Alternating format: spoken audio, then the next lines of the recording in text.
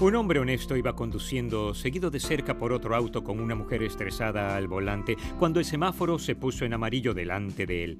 Él hizo lo correcto, deteniéndose en el cruce, aunque podría haber evitado la luz roja acelerando en la intersección. La mujer se puso furiosa y tocó la bocina gritando con frustración al haber perdido su oportunidad de cruzar la calle. Mientras ella seguía despotricando, oyó unos golpecitos en su ventanilla y miró para ver el rostro de un policía muy serio. El oficial le ordenó que se bajara del auto con sus manos en alto. Luego la llevó a la comisaría, donde fue cacheada, registrada, la fotografiaron y la metieron en una celda. Un par de horas después, un policía se acercó a la celda y abrió la puerta. Ella fue acompañada hacia el mostrador, donde el oficial del arresto la esperaba con sus efectos personales. Le dijo: «Siento mucho este error. Mire, yo me encontraba detrás de su auto mientras usted tocaba la bocina, le gritaba al hombre delante de usted y le decía malas palabras, y me di cuenta de que llevaba una placa que decía escoge la vida, una pegatina donde se lee sígueme a la escuela dominical y el emblema del pez cristiano plateado en el maletero. Naturalmente, supuse que había robado el auto».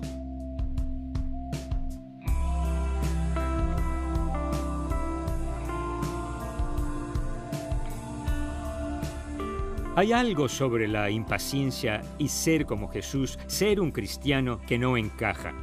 Cuando leemos una historia tras otra en la Biblia, vemos lo paciente que Dios era con el pueblo. Cuando vuelves a pensar en la historia de tu vida, estoy seguro de que descubres la increíble paciencia que Él tiene contigo. Yo lo he hecho. De modo que si queremos ser como Jesús, tenemos que entender esto de la paciencia. Aquí está la pregunta clave para hoy. ¿Cómo proporciona Dios la ayuda que necesito para manejar el estrés? Dios tiene la visión de que seamos pacientes y esto puede lograrse en Jesucristo. Aunque la paciencia podría parecer inconveniente para alguien furioso, al final ser una persona paciente desde adentro hacia afuera conduce a una vida mejor. Escuchemos lo que la Biblia dice en el versículo clave de la semana. Proverbios capítulo 14, versículo 29. El que es paciente muestra gran discernimiento. El que es agresivo muestra mucha insensatez. Este es un versículo que te aliento a memorizar para recordarlo esas veces en que tu paciencia se agota. ¿Has visto alguna vez a alguien, no a un niño, sino a un hombre o una mujer, teniendo un arrebato total? Quizás perdieran su vuelo o les cobraron incorrectamente en el mercado. Lo he visto en más de una ocasión y lo que observo cómo esas personas creen que son superiores y tienen la razón. Nosotros nos quedamos ahí pensando, madre mía, vaya lunático. El escritor afirma, esta persona muestra mucha insensatez. Cuando leemos las escrituras de principio a fin, sabemos cómo se comporta una persona sabia. Es algo así. Esta es la idea clave de hoy. Soy lento para la ira y soporto con paciencia bajo las inevitables presiones de la vida.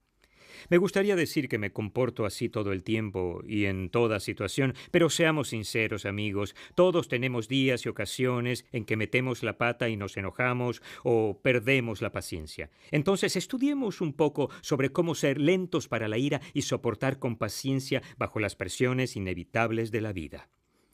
Estas dos ideas, ser lento para la ira y soportar con paciencia bajo las presiones inevitables de la vida, provienen de dos palabras griegas del Nuevo Testamento que se traduce ambas como paciencia. La primera es la palabra griega macrotimia.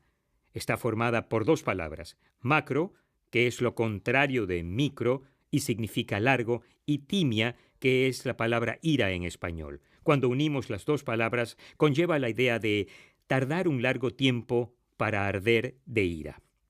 Imagínate estando en una situación irritante y que alguien introduzca un termómetro espiritual en tu boca para ver cuánto tiempo toma que tu temperatura aumente para que pierdas tu serenidad.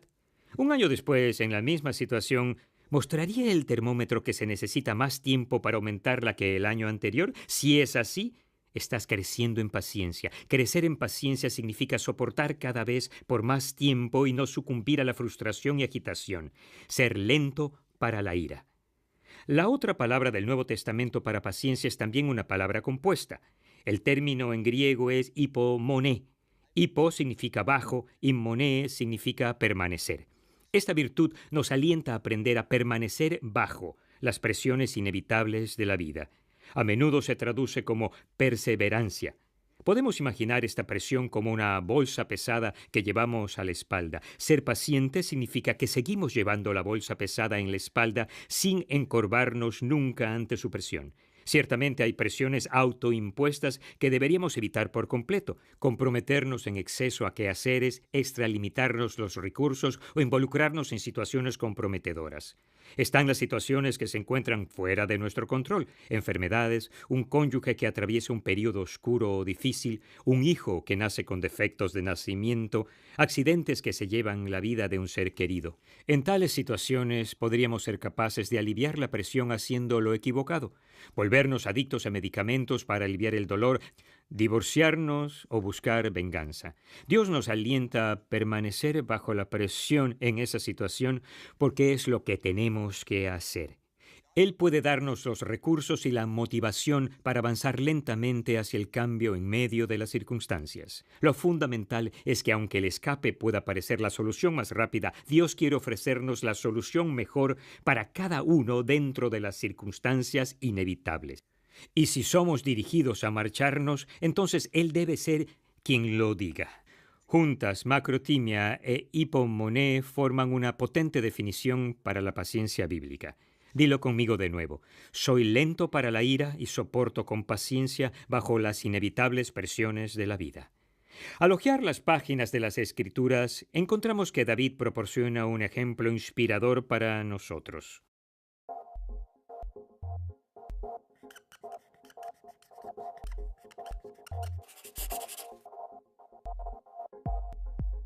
Había un joven llamado David, que trabajó primero en la corte del rey como músico y después se convirtió en un exitoso soldado y líder militar.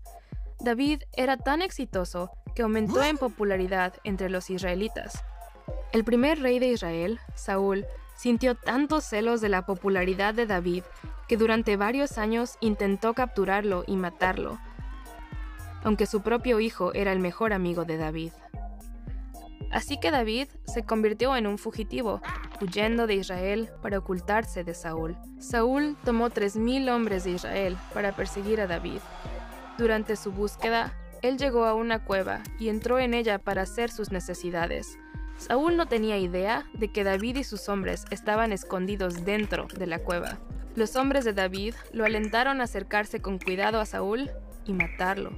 Por lo tanto, David se acercó a él sin que se diera cuenta y cortó uno de los extremos de su manto. Sin embargo, de inmediato se sintió culpable por lo que hizo.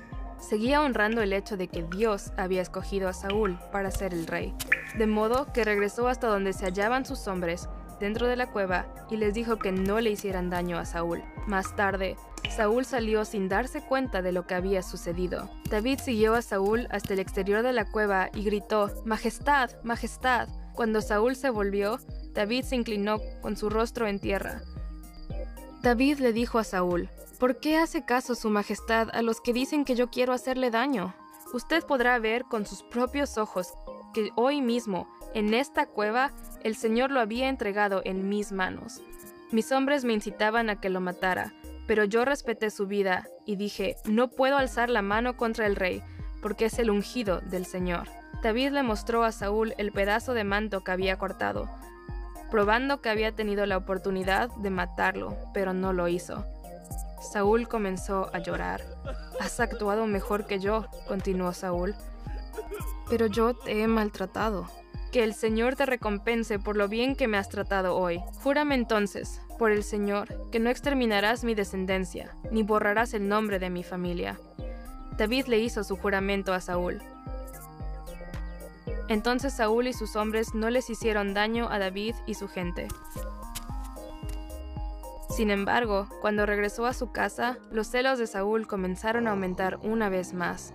Por lo tanto, se propuso de nuevo encontrar a David. Esta vez, Saúl y sus hombres establecieron el campamento no muy lejos de donde David y sus hombres se hallaban escondidos. Mientras Saúl y sus hombres dormían en la noche, David y uno de los suyos se acercaron al campamento. Cuando vieron la lanza de Saúl clavada en la tierra cerca de su cabeza mientras dormía, el sirviente de David le rogó que le permitiera entrar en el campamento y usar la propia lanza de Saúl para matarlo. No obstante, una vez más, David se negó a matar a Saúl. Él dijo: «Tan cierto como que el Señor vive, que él mismo lo herirá, o le llegará la hora de morir, o caerá en batalla. En cuanto a mí, que el Señor me libre de alzar la mano contra su ungido». En cambio, David y su sirviente entraron a hurtadillas en el campamento y robaron la lanza y una jarra de agua para demostrar que David había tenido otra oportunidad de matar a Saúl, pero no lo había hecho. Cuando Saúl se dio cuenta de lo que había sucedido, sus hombres y él determinaron dejar tranquilo a David y no hacerle daño. David una vez más mostró una gran paciencia, confiando en que su futuro estaba en las manos de Dios. Recordarás que Dios hizo que el profeta Samuel ungiera a David para ser el siguiente rey de Israel cuando tenía solo 16 años. Pero él no estaba preparado para la tarea aún. Tenía que pasar por el campamento bajo la dirección de Dios. Durante un periodo de 14 años, David fue perseguido por el monarca reinante, el rey Saúl.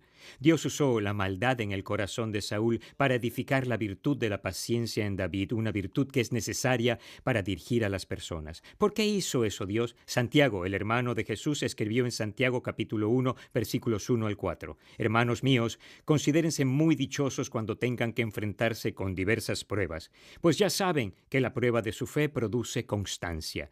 Y la constancia debe llevar a feliz término la obra, para que sean perfectos e íntegros sin que les falte nada. Los tiempos difíciles edifican la paciencia. David era un fugitivo que huía. En una ocasión en particular, la cual se narra en 1 de Samuel 24, el rey Saúl descubre que está oculto en el desierto de Engadí. Escucha esto. Él reúne a 3,000 soldados para perseguir a una sola persona. Eso se llama obsesión, ¿no crees? Al estar allí, Saúl entró en una cueva para ir al baño.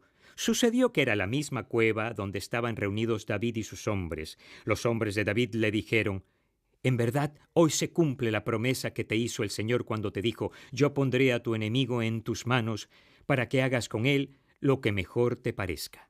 David se acerca a Saúl y corta el borde de su manto real. Luego se siente culpable por lo que ha hecho y le dice a sus hombres: «Que el Señor me libre de hacerle al rey lo que ustedes sugieren. No puedo alzar la mano contra él, porque es el ungido del Señor». Cuando Saúl ya estaba fuera de la cueva, David lo llamó. Entonces le mostró el borde del manto que había cortado y le suplicó a Saúl que dejara de perseguirlo. Saúl lloró con fuerza y dijo: «Has actuado mejor que yo. Me has devuelto bien por mal. Ahora caigo en cuenta de que tú serás el rey y de que consolidarás el reino de Israel».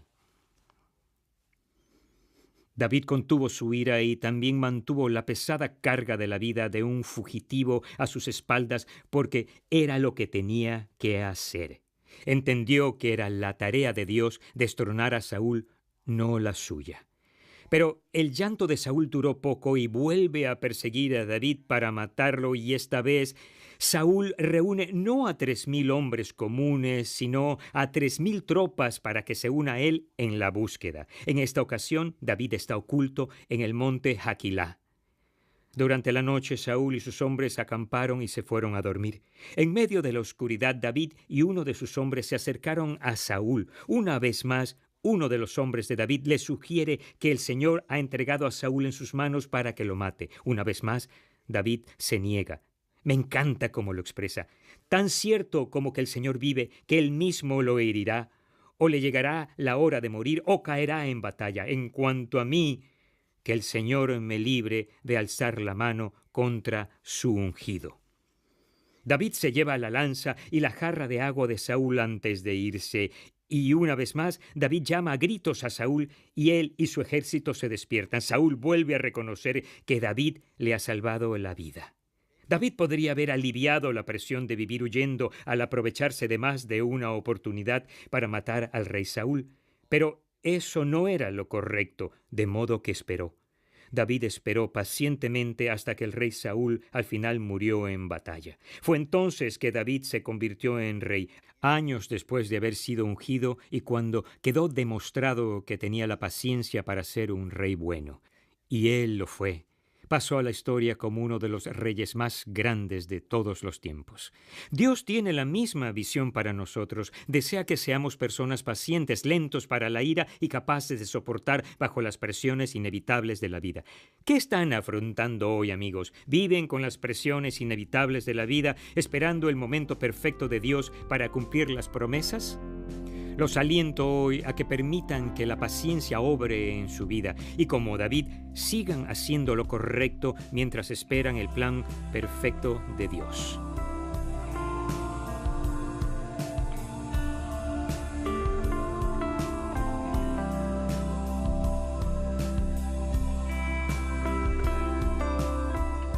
A medida que aprendes a desarrollar la virtud de la paciencia en tu vida, me gustaría que consideraras 3 principios prácticos para guiarte en tu viaje. Número 1, confía en el tiempo de Dios, sus caminos y sus resultados. Eso es lo que hizo David y al final recibió la máxima bendición.